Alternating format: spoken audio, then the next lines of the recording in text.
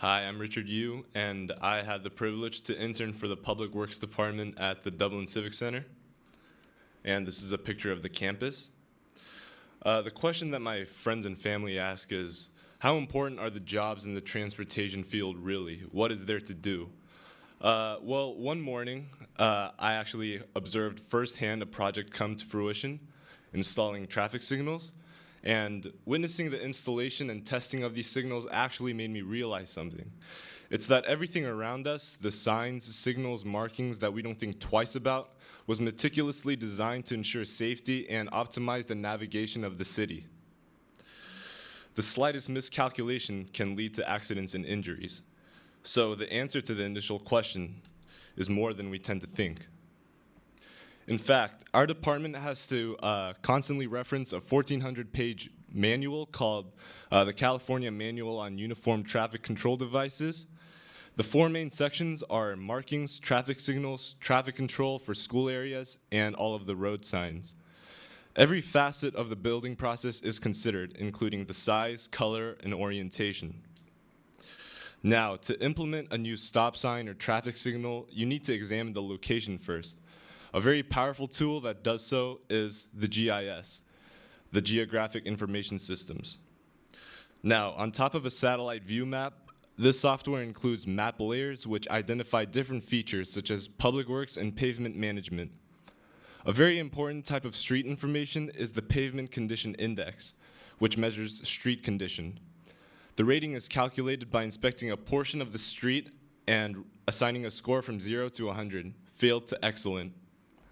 Now, I'm going to have to skip over the examples just out of time, but basically all the damages on the road with low PCI ratings are immediately repaved.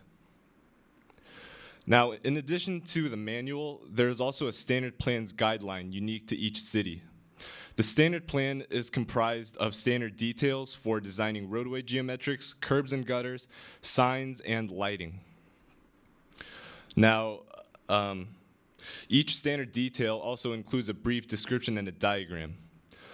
One important policy that has impacted standard plans nationwide is the Americans with Disabilities Act, which imposed strict requirements for the construction of a city for the disabled, including disabled parking stalls and truncated domes. Now, these designs are created on AutoCAD, a program for computer-aided design. You can model a very precise diagram of a new or existing street, cul-de-sac, or drainage system. The finished design is then converted into this, an easy to comprehend guide for construction. The finished, all of the standard details are then compounded into the standard plan book. Now, I've completed a lot of assignments dealing with these listed tools. For example, there have been many instances where I've had to organize data, such as traffic logs, budget logs, and collision reports. I've had to use GIS to locate areas to implement new signs. There have been many times where I've had to go out into the field to explore damaged traffic signals and learn their control mechanisms. And I've also got the opportunity to explore Dublin as a whole, including its housing, developmental areas, and its wastewater treatment facility. Now, this opportunity has definitely clarified many things regarding how I would like to approach my future. I've always believed that any skill acquired in any engineering field can be appreciated and applied to many different fields. For example, dealing with traffic signals and their control mechanisms, that definitely reinforced my interest in wiring and circuitry. Computer-aided design is definitely used in practically all related fields. And with all the success that you or I may obtain, it's essential to always give back to the community that have supported us in our journey. So thank you, Dublin Public Works and MTC.